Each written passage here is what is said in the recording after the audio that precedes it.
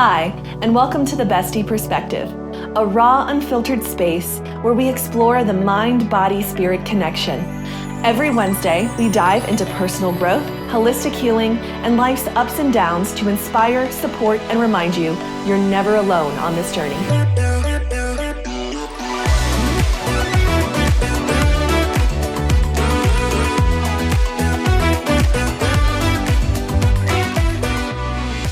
Hey besties, it's Lauryn, and I have Hannah and Aylen with me. And today we're getting real about something that so many of us carry quietly, the pressure to have it all figured out. We're told from such a young age that we're supposed to know what we want to do with our lives, choose a path, stick to it, hit all the milestones by a certain age, graduate, get the job, meet your person, buy the house, have it all together. But what if the whole idea is flawed? Today, we're talking about real life. It rarely sticks to the plan, and honestly, that's where the magic actually happens. Because here's the truth. I don't have it all figured out, and that's the point. This episode is for anyone who's ever felt behind, questioned if they missed their window, or wondered if they were the only one still figuring it out. Because you're not. This feeling is more universal than it seems, and talking about it is how we start to let it go. We'll talk about how those timelines get drilled into us, how they've shaped the way we think about success, and why so many of us, especially as millennials, aren't really starting to feel aligned until our 30s. In this episode, the three of us will be sharing our own honest reflections, and I'll be offering some thought-provoking questions along the way. I encourage you to reflect with us, whether it's journaling, pausing to think, or just noticing what resonates, because your timing is yours, and that's something worth honoring. So take a deep breath, grab a cozy drink, and let's let go of the pressure to have it all figured out together. You know what's wild when you really think about it? We're expected to choose a life path before we even know who we are. Before I dive even further here, I'm curious to hear from you ladies about when you first started feeling the pressure to figure it all out and what messages you heard growing up about success, purpose, having a plan, or what you were supposed to become? Man, in reflecting on this one, the earliest thing that came up for me was being in 5th grade, and our teachers asked us to fill out this cute little slip for the yearbook. What do you want to be when you grow up? And that was such a big deal for all of the 5th graders because they did it every year. So it was something that each of them looked forward to. And I think it was really fun to see what everyone wanted to be when they grew up. And of course, that's meant to be something to reflect back on as you get older throughout the years, looking through old yearbooks. What did I want to be when I was only 10 years old or so? So that was the earliest thing I can remember in terms of thinking about what do you want to be when you grow up, and kind of in a playful way putting that pressure on. But I will add, it was supposed to be something really fun and cute, but I remember also my teacher being like, now, don't pick a rock star, like pick something real, kind of. But what if you wanted to be a rock star? Right? Like, I think she was trying to say it in like the nicest way possible, but I was like, I just don't What think a dream crusher. I know. Come on, lady. She could be a rock star if she wants to. Right. So, yeah, I thought, and that was interesting to think back on. Mm-hmm. I was definitely school age when I started to hear from my parents what they saw for me as far as future goes. Mm-hmm. But they didn't really care what I became as long as I went to college. I remember that being hugely promoted growing up. You are going to college. That was ingrained in me. And then I would say high school. It's easy to remember that was all future. Seemed like half the teachers, at least, were preparing you for college. SAT score conversations, applications, figuring out where you're going to apply.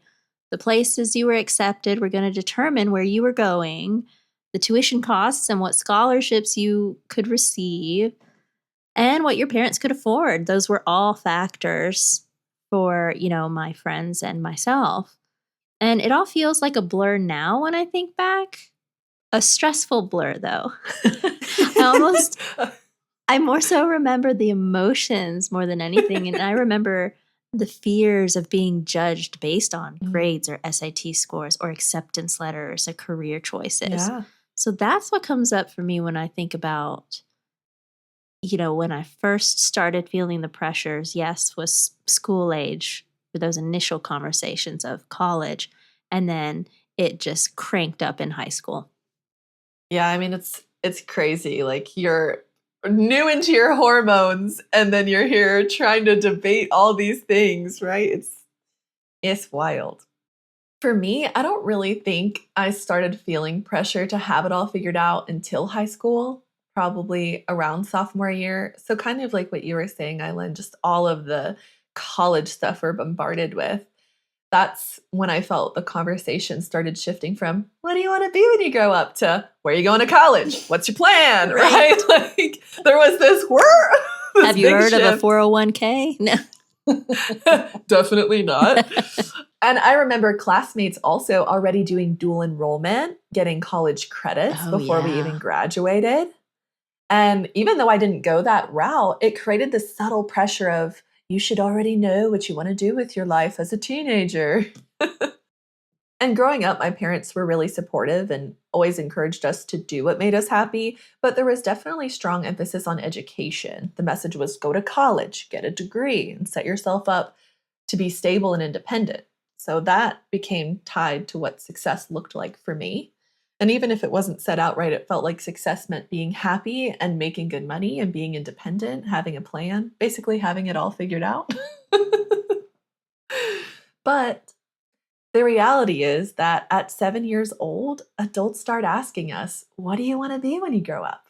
It's supposed to be cute and harmless, but over time, that question starts to carry weight. It turns into pressure. It turns into a deadline. By 16 or 17, we're choosing college majors. By 18, we're signing up for student loans that could last decades based on a decision we made when our prefrontal cortex wasn't even fully developed.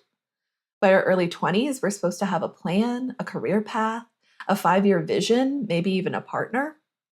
And by our late 20s or 30s, we're definitely supposed to be, quote, established, whatever that even means. But here's the thing. Most of us are still figuring out well into our 30s. Some of us pivot careers. Some of us realize we were chasing goals we didn't even choose for ourselves. And some of us, let's be honest, burn out trying to keep up with a timeline that was never truly aligned with our soul in the first place. By the way, if you're feeling burned out, definitely check out our episode Scrubs, Sweat and Tears, Nursing Burnout for a deeper dive there. But anyway, we live in a culture that teaches us to value clarity, direction, and certainty early. But real life doesn't usually work like that. Real life unfolds. Real life surprises you. You learn more through living than from trying to pick the right path too soon.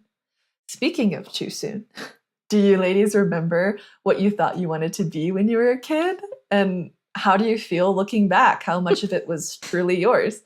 Okay, Aylen, you're giggling. You go first. I am, because it really was cute starting out. I initially wanted to be a hairdresser.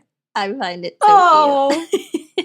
Cute. Did you have any dolls where you cut their hair or anything? Oh gosh, I would have been the worst hairdresser if you based it on my dolls.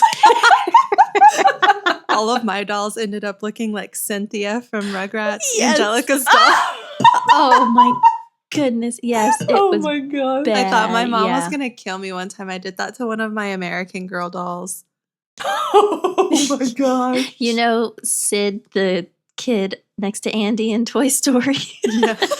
He had some scary looking toys. Okay, here's how cute I was, but it's still terrible. I was still mangling my dolls, but I wanted a grandma Barbie. And all the Barbies are not or anything but grandma. So I chewed on the hands of one of them so she could have wrinkly fingers.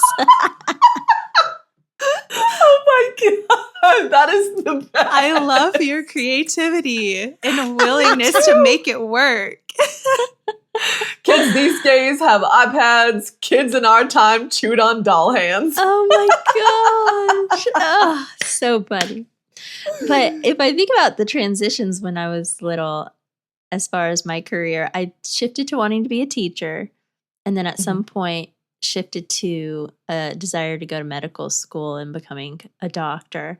So my parents were in full support. And it feels like it was, truly my desire to do so. So whatever shift I made, they supported when I was young. And then it wasn't until high school that those conversations changed. And I could sense my parents having pride in the idea of their daughter going to med school and becoming a doctor. So even though it was mine, I could feel they were like, good choice. They were pumping up that idea. Definitely. How about you, Hannah? I wanted to be a veterinarian so bad when I was a kid. I know I talked about this in one of our previous episodes, how I'm an animal lover, but I think half of that was genuinely mine, but that was my answer to my 5th grade teacher's yearbook slip. And I think I picked veterinarian because it was the more practical option when she was like, don't pick being a rock star. So I couldn't pick, becoming a professional friendship bracelet maker. So because that's one of the things I loved. But being a veterinarian, I think it felt a little bit more safe and acceptable for all of that. And I think trying to remember even before that, like what I wrote in the yearbook, I don't know if I could remember before 10 years old. That's pretty hazy. I don't know how true it would be, but I wish I could go back and ask her what she really, really wanted to be when she grew up, like without judgment, without any pressure, or you have to pick this type of job. Because I bet she'd say something that's like creative with her hands, or maybe with animals or babies, crafts. Because if it was a friendship bracelet maker, that could have turned into a jeweler, Yeah. I know. And yeah, I think it would have definitely been something playful and creative like that, or something full of wonder, or that could connect me with people. Because even as a young girl, I was shy, but when I made friends, I was really good at it. So I think all of that combined, I just really want to know what she would pick. Yeah. It's so funny listening to both of your shares. I have similarities, and then of course the one we've been talking about. But so when I was a kid, I really wanted to be a teacher as well, like you, Aylen. Yay. I'd line up my stuffed animals or Barbies and run full-on classroom sessions with my little chalkboard. I love it. But I also love the idea of being a pop star. So my friends and I would put on full concerts for my parents like we were famous and give out autographs and all the things. And at one point, I even played a vet for all my stuffed animals, which I also thought was really, really fun. So that's why I was like, it's so funny that Aylen used to teacher, Hannah said vet. And I'm like, I wanted to be a pop star, a vet, and a teacher. We're friends for a reason. Right? But looking back, I actually think it's really beautiful to remember how wild and free my imagination was. And aside from the pop star dream, there is a clear theme there. Even as a kid, I wanted to help people or help in some way. That desire stayed with me, and it's kind of special to see how it's woven through everything I've done since then. And my parents were, like I said, always really supportive of whatever lit me up. So I do believe that those dreams were mine and not something that was pushed on me. They were just things I genuinely loved and got excited about. Now let's move into talking about the timeline. You know the one: graduate by 22, land your dream job by 25, get married by 28, buy a house by 30, have kids by 32, and be thriving, settled, and successful by 35. It's this invisible checklist that's been hanging over us for years. Even if no one handed it to us directly, we absorbed it from our families, from school, from TV shows, from social media. It's the standard we're subtly taught to measure ourselves against. But here's the thing, so many of us are just now finding clarity in our 30s. We're just now figuring out who we really are, what we actually want, what we no longer want to carry, and how to feel at home in our own skin. And yet we feel behind. We feel late. We feel ashamed. Why? Because the timeline we were handed doesn't leave much room for detours, doubt, self discovery, or even healing. It expects certainty and direction from people who are still figuring out how to do their taxes. Real life, though, it's messier. It's full of pivots, setbacks, seasons of loss, seasons of growth, unexpected opportunities, dead ends, breakthroughs, reroutes, and really, that's what makes it beautiful. Some of the best people I know didn't follow some perfect path. They took detours. They started over. They changed careers in their 30s or 40s. They left relationships that looked perfect on paper. They redefined what success and fulfillment looked like for them. We've been conditioned to believe there's a right order for things, but maybe the truth is there's just your order. I want to bring in some real talk here because I know this is something we've all felt in different ways. So let's reflect on a few things together. And for those of you listening, I really encourage you to pause and think about your own answers too. Have you ever compared your life timeline to someone else's and felt behind? Maybe it was a friend getting married when you were still single, someone buying a house when you were barely covering rent, a college classmate who seemed to skyrocket into their dream job while you were still figuring out what your dream even was. What has actually helped you feel more grounded or fulfilled? Not the timeline, but the real stuff. Maybe it was slowing down, or a conversation that changed your perspective, or discovering something you love doing, even if it doesn't come with a title or a salary boost. And what's one moment when you realized the plan wasn't working for you? And how did that shift you? Was it scary to admit? Did it feel like a failure at first? Or was it secretly a huge relief? Chances are the things that have shaped us most didn't happen on time. They happened when we were ready, or when we weren't, and had to rise to meet them anyway. So if you're listening and still figuring it out, good. That means you're growing. That means you're human. Let go of the pressure to catch up because you're not late. You're just living, and that is more than enough. Let's pause here and share what this has actually felt like in our own lives. Let's start by going back to the first one.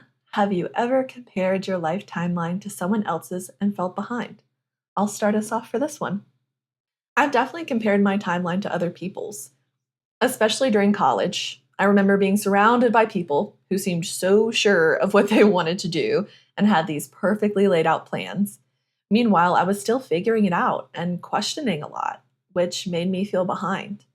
And honestly, that feeling showed up in dating too. There were seasons where it felt like everyone around me was finding these great connections or starting serious relationships. And I was like, what am I doing wrong? Am I falling behind somehow here? And it really hit me at times. But I've learned that timelines don't mean much when the path that's meant for you takes its time unfolding. And that's okay. I've had to remind myself often that just because someone's story is unfolding faster or differently doesn't mean mine is wrong. It's just mine. How about you, ladies? I have absolutely compared myself to someone else's life and felt behind because, well, we live in a social media age, so it's near Mm-hmm. impossible to not do it at least once. Yeah. But I will say for most of my life, I actually felt kind of ahead. And like comparing myself to people, I felt ahead. Like I was Mm-hmm. checking all those boxes, I was on schedule. And I felt a little bit behind by like not getting into nursing school when I wanted to, but Mm-hmm. I eventually did. But it wasn't really until I left my bedside nursing job that I started to feel that discomfort, those feelings of Mm. wondering, oh shit, what am I doing here? Like, I wish I could have taken the time back and started my business before I even went into nursing because it felt like I had lost so much time, or maybe I am behind. There was that sort of pressure there by looking around at other people who had started businesses or taken a different route, even right out of high school. So I definitely felt like Bambi on ice there for a little bit. So it's interesting if Lauren feels behind or she's felt behind, and if Hannah felt ahead, I felt in place and where I should be. So it's really cool to hear our different reflections on this question. And I'm sure I used to compare more than I do now, but if anything, I do feel like I went through life enjoying the present moment. More so than everyone around me, anyway. If anything, I felt like the odd one out because everyone was so excited to push forward, to drive, to go to college, to get married, etc. They were always so anxious for the future and seemed in a hurry to get there when I always had a sense of peace and awareness that I'm okay where I am. And I will get to experience all that and I want to, but that the unfolding and the journey is part of the fun. So I recall this always being an innate sense in me. I don't think anyone ever talked to me about it. No one really shared that same innate sense with me. So it did feel a little lonely at times, but I'd listen and not agree or not join in when a friend would say, "Can't wait to get a car," or "I can't wait to have a boyfriend." I remember always being like, "Meh, I'm fine to wait." I was aware enough to know that that wasn't the norm, though. But I will say, as a mother now, thinking back, I did compare, and many women do compare, wedding timelines and baby making timelines. I watched my friends get married and have children in their 20s. And so, being that I had my daughter 5 days before I turned 35, I did feel behind in regards to motherhood more recently. And I wasn't intentionally waiting. If anything, I expected myself to want to get married and want to have children at 27. But 27 came and I was like, no, I'm definitely not ready to settle down. I want to continue to travel and dance and explore life. So that's exactly what I did and should have done. I have no regrets. I do look back at some of those friends and they struggled. They never went anywhere. And I can happily say that it was a wise choice for me to wait. And I met older women in their late 30s and even 40s that have children because of fertility struggles. But there is a maturity in those mothers that can sometimes be absent in younger ones.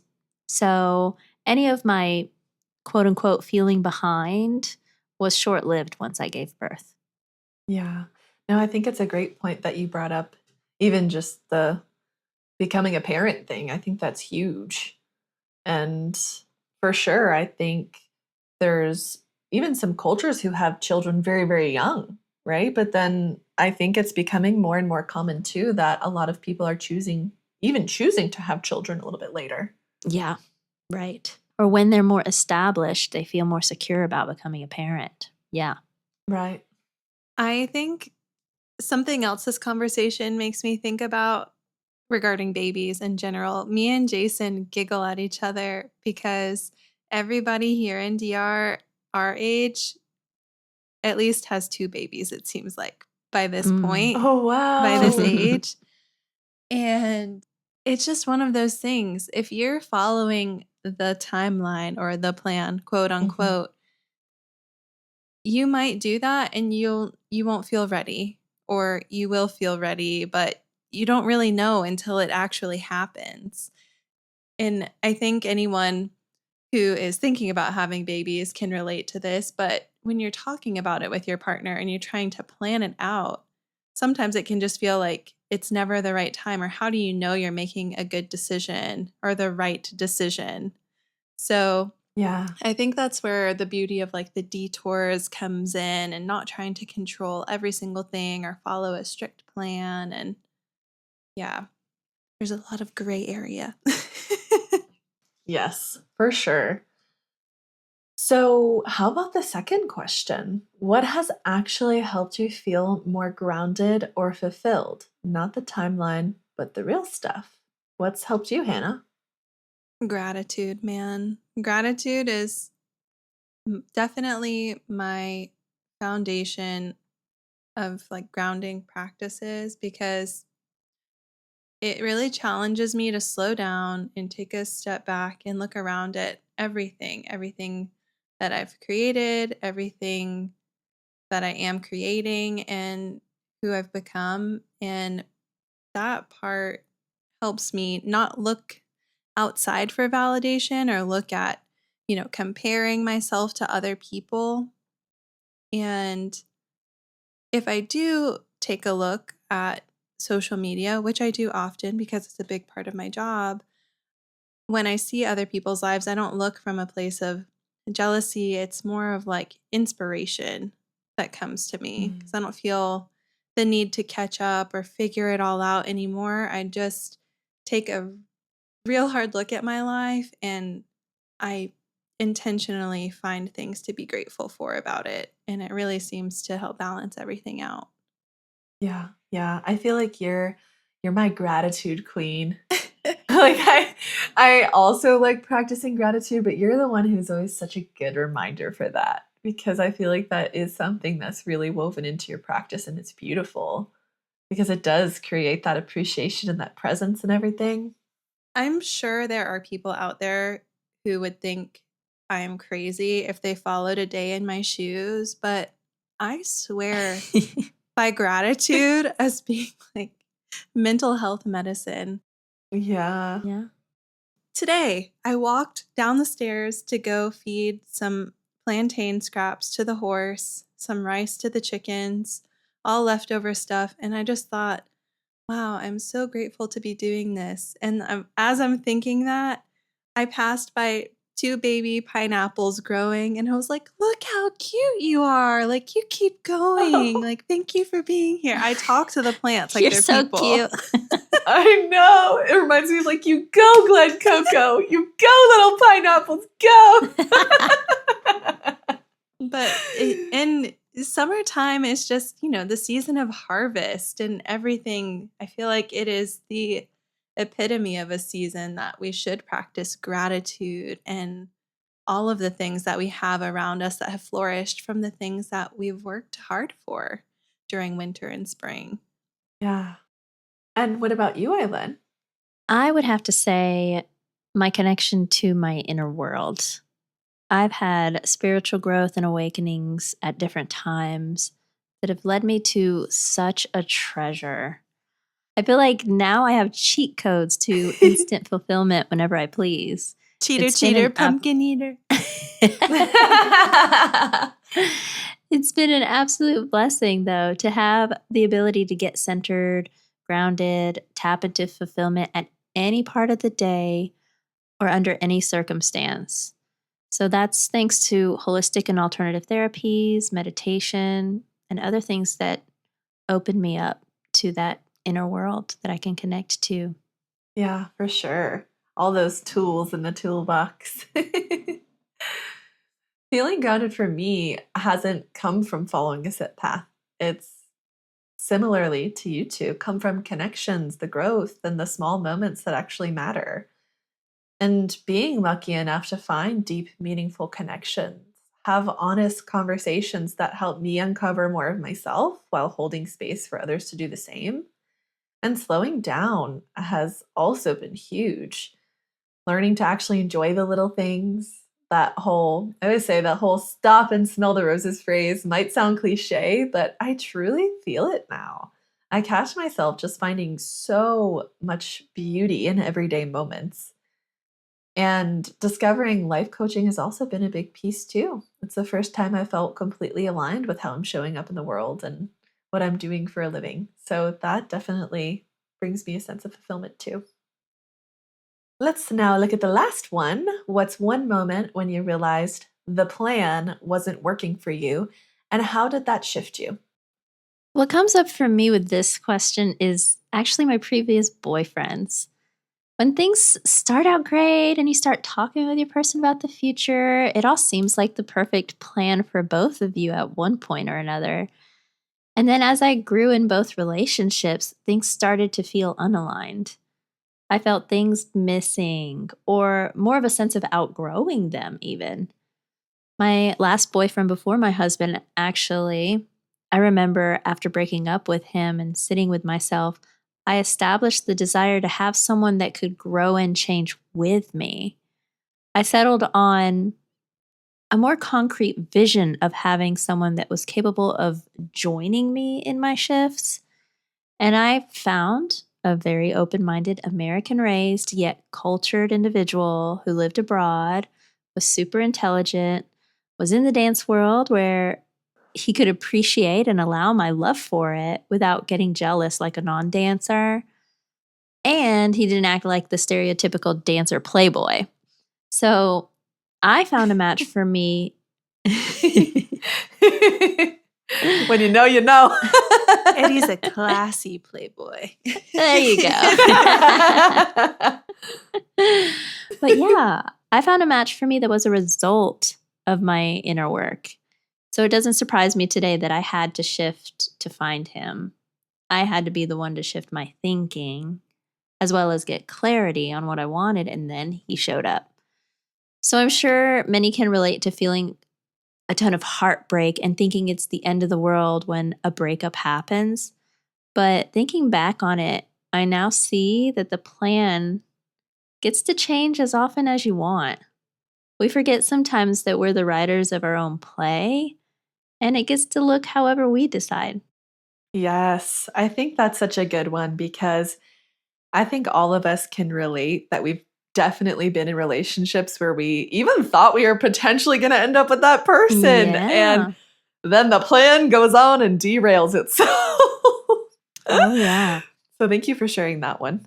So, since Aylen shared about relationship, I'm going to share about career. Honestly, because the clearest example I can think of is, again, me leaving bedside nursing. And that was definitely not part of the plan. I mean, I had already done the thing. I went to college, got the degree, and got my the dream job, a very highly sought after job. So I figured there was something there. And so on paper or on social media, I guess that looked like I had it all set. But inside, I felt really disconnected and like I had sprinted down the path that I thought would lead to purpose and security. And I just kept my head down and did everything that I was supposed to, is how I felt. And so reflecting back, I think I believed if I just worked really hard and did everything that I was quote unquote supposed to, that achieving all of that would give me everything, the golden promise, happiness, wealth, job security, all of that. And reflecting on that, I just wish I could put everything in reverse and go back, but we're here now, and that's how we make the magic happen. We reflect back and we adjust on the detours. So, because I don't know about you guys and everyone listening out there, but my whole life feels like detours. It's One constant detour. Her script of her play has a lot of lines through it and eraser marks and stuff. It's all good.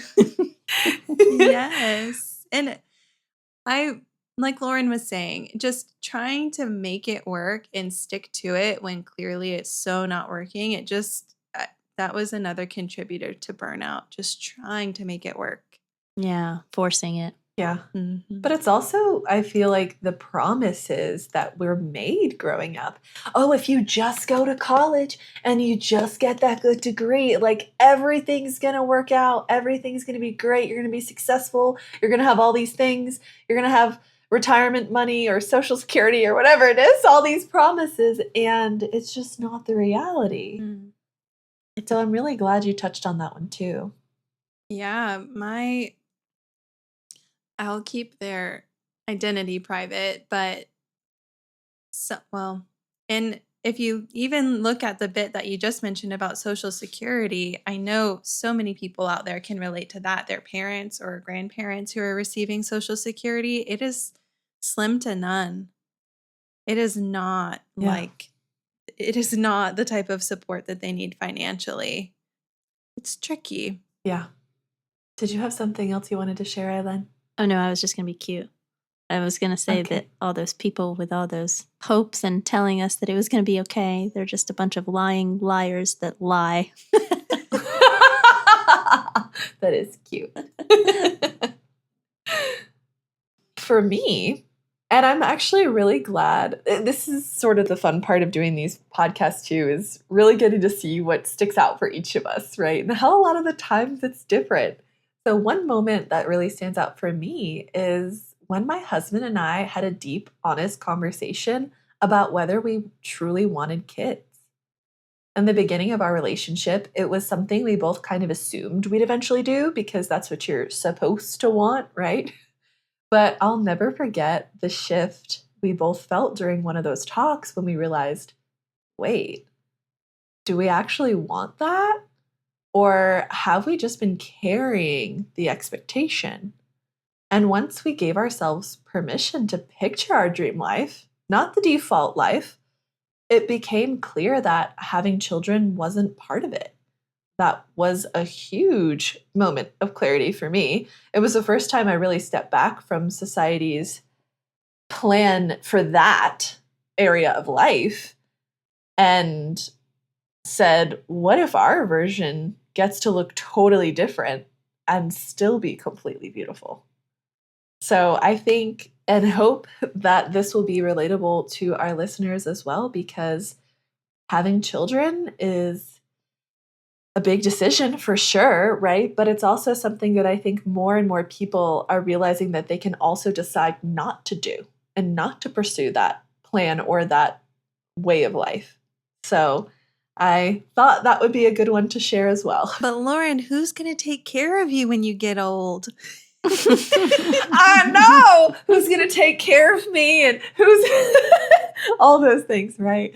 Well, the thing is, Aylen has a beautiful baby girl and Hannah's going to have beautiful children. So our lives are still going to be filled with children. There you go. Which is a wonderful blessing. But we just don't want to have them ourselves. So we're going to steal yours and spoil the hell out of them and then give them back. All right. The best auntie award will go to Auntie Lauryn. Exactly. I guess you have to twist my arm. So here's the question I want to sit with in this next part of the conversation. What if there's no one way to do life right? What if there's no perfect order, no deadline, and no timeline you have to follow in order to be successful, fulfilled, or proud of the life you're building? We've all been fed this idea that success has to come early, that if you don't hit the milestones we talked about by your late 20s or early 30s, you're falling behind. But when you really look around, not just at your friends, but at the world, you'll see that the people doing extraordinary things didn't always do them on society's schedule. So I'd like to talk about a few of those. Let's start with Oprah Winfrey. She was fired from her first TV job and didn't become a household name until her mid-30s.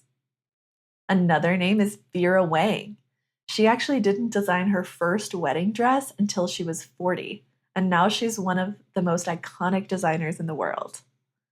Julia Child didn't learn to cook until her 30s, and she didn't publish Mastering the Art of French Cooking until she was 49 years old. Stan Lee created his first hit comic, The Fantastic Four, at age 38, and then introduced the world to Spider-Man and Marvel at 39. And even Morgan Freeman didn't land his breakout film role until he was 52. And it's not just celebrities. So many of the most powerful stories around us come from people who changed paths, started over, or gave themselves permission to grow at their own pace. We don't hear those stories, though. Instead, we're flooded with highlight reels of people making it by 25 as if that's the only measure of a meaningful life. But real success, the kind that actually feels good, it's not always loud. It's not always early. It's almost never linear. And it's deeply personal, defined by what feels meaningful, fulfilling, and right for you, not anyone else.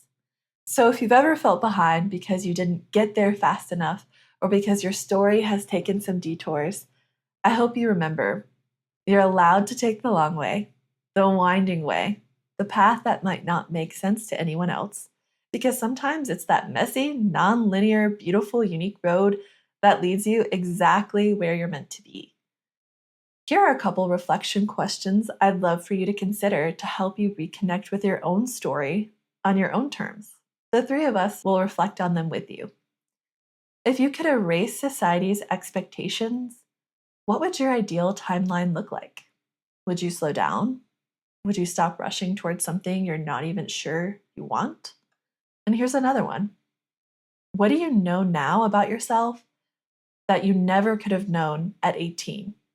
The answer to that might be the clearest proof that growing slowly isn't a flaw. It's wisdom unfolding.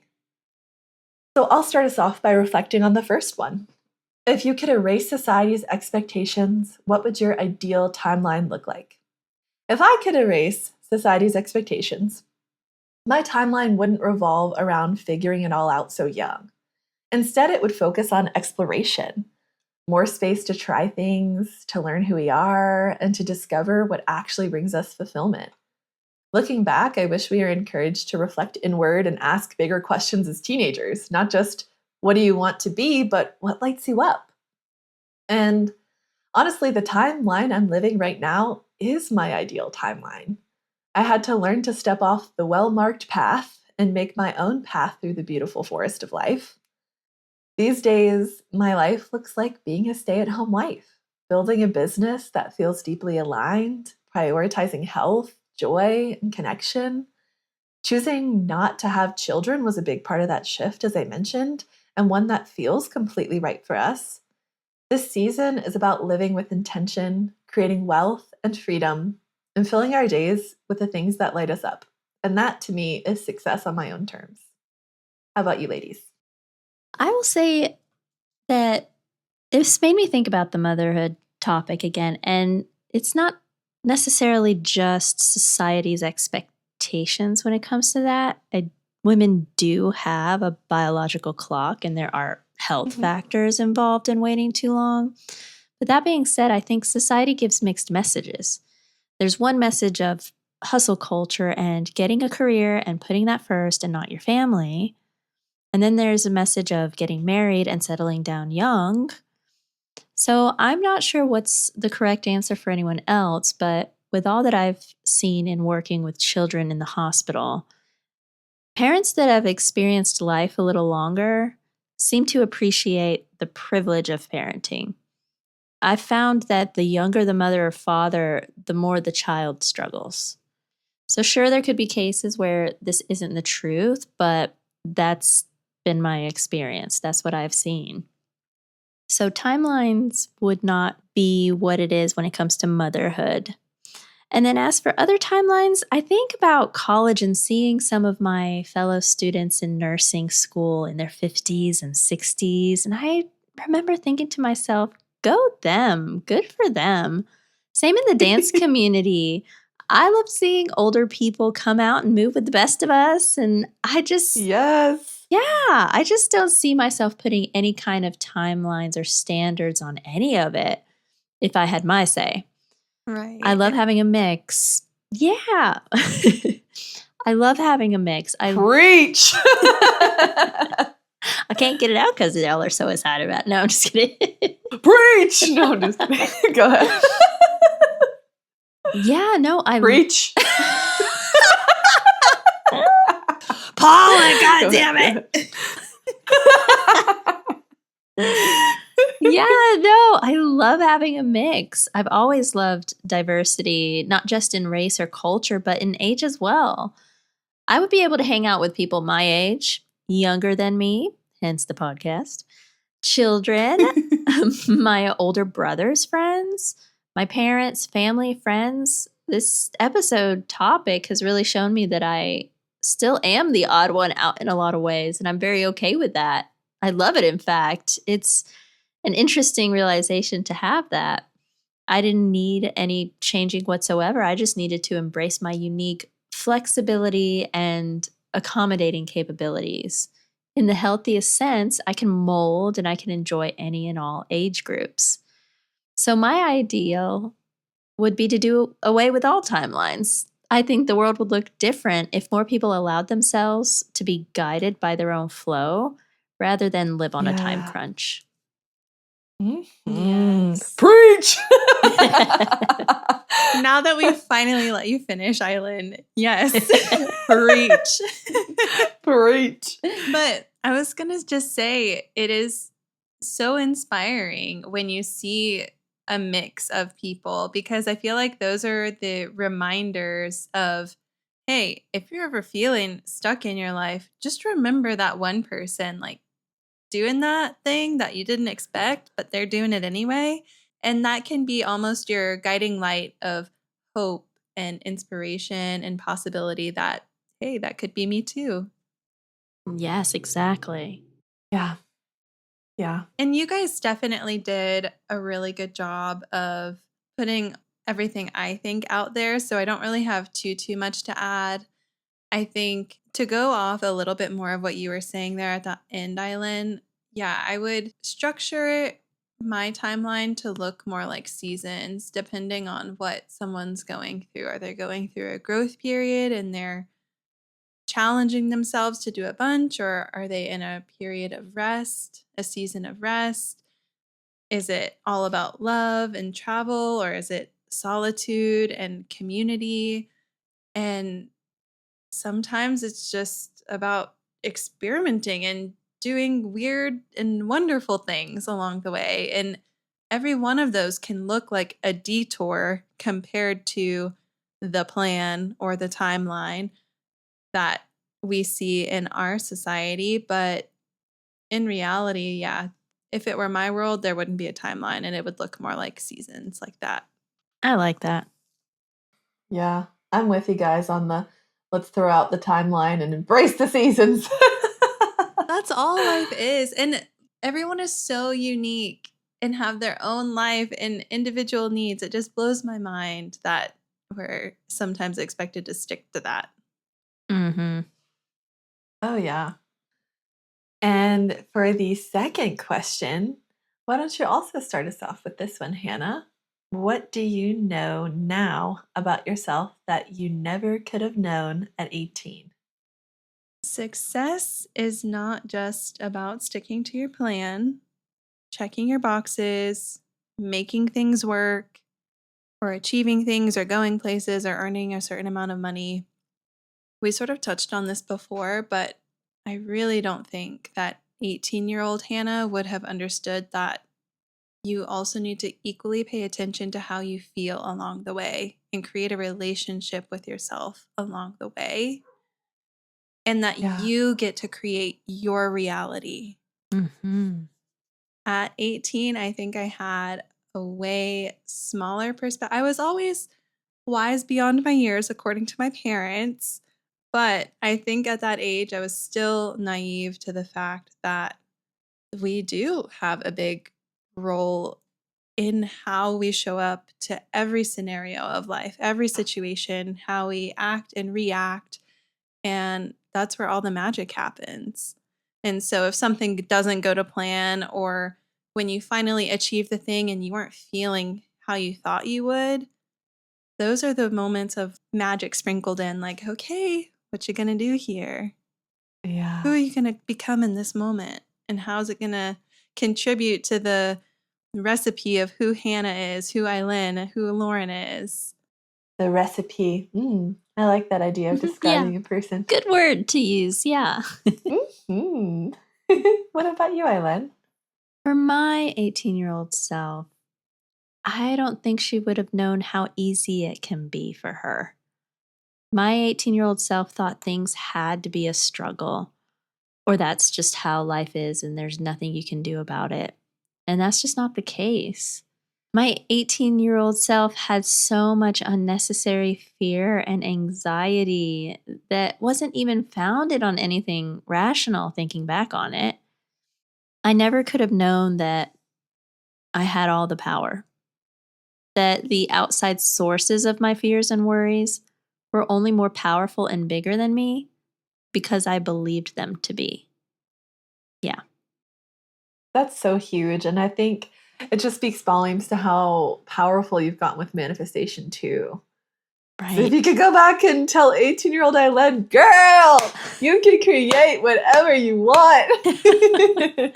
Heck yes. I would want to teach her all the tricks of the trade. Yes. Definitely. One thing I know about myself now that I never could have known at 18 is just how resilient I am. My chronic back pain started at 19, and over the past decade, I've had to learn so much about my body, the mind body connection, and how to really listen inward. And that pain forced me to tune in ways I probably wouldn't have otherwise. And while it's still been hard, it's also taught me that discomfort doesn't define me. I can still choose joy, purpose, and the kind of life that I want to live, even in the midst of challenge. I've also come to deeply trust my intuition. At 18, I didn't realize how much my body was already speaking to me, how it often knows before my mind catches up. Now it's one of my biggest guides, and that's something I never would have known back then. I think I was sometimes listening to intuition, but not fully tapped into it. So I think knowing what I know now, I always think, man, if I could go back and just listen and see what my body was trying to tell me then, I wonder what life would be like, or I wonder what I would have learned. So that's what it is for me. Awesome. So wherever you are right now, whether you're in a season of clarity, confusion, rebuilding, or simply existing between chapters, just know you're not behind. You're becoming in your own time, in your own way, and maybe that's the most powerful thing we can reclaim. Our right to grow slowly, to choose differently, to define success for ourselves. Because at the end of the day, figuring it all out isn't the goal. Living it out authentically, courageously, imperfectly is what actually matters. With that, we want to close this conversation by sending a little love to our younger selves and maybe to yours too. Let's shift into a moment of reflection to wrap this episode with our hearts. I would love each of us to go around and share a brief, heartfelt message to your younger self, and I encourage our listeners to do the same. What would you like to say to your younger self, Aylen? You are more magical than you realize. Your power lies in self-awareness, self-acceptance, and listening to that inner voice that cheers you on. So shut out the rest of the noise and watch the world become yours. Honestly, I would love to spend a day with her and teach her what I know, but that was so beautiful. But yes. Yeah, it's too much to say in one paragraph, so I'll stop there. What about you, Hannah? I would tell her that you are not lost at all. In fact, your desire to explore and try everything is one of your superpowers, and it magnetizes beautiful people to you. You make beautiful connections everywhere you go because of this. And all of those things that other people might view as weird little detours, even if they don't make sense to you or anyone else, one day they are going to make so much sense to you. Oh, yeah. The detours. Love that too. Mine is you're allowed to want something different, to change your mind. Your path is valid, powerful, and yours to choose. That's what I would tell my younger self. We're so wise now, ladies. I know, right? Like you said, Aylen, if we could just go back, spend at least a day with her. So, as we wrap up this conversation, I just want to leave you with this. You're not supposed to have it all figured out. Really drilling that in here this episode, guys. Life isn't a race to the finish line or a perfectly laid out plan. It's meant to be lived, explored, reimagined, and rewritten as many times as you need. Let go of the pressure to perform on someone else's timeline. Let go of the idea that there's one right way to do life. The real magic happens when you give yourself permission to grow at your own pace. Wherever you are in your journey, you're not behind, you are right on time. And if you want to take this even deeper, here are a few journaling prompts that can help you reflect on what's come up today. What pressure have I internalized around timelines? Where in my life can I give myself more grace and permission to grow at my own pace?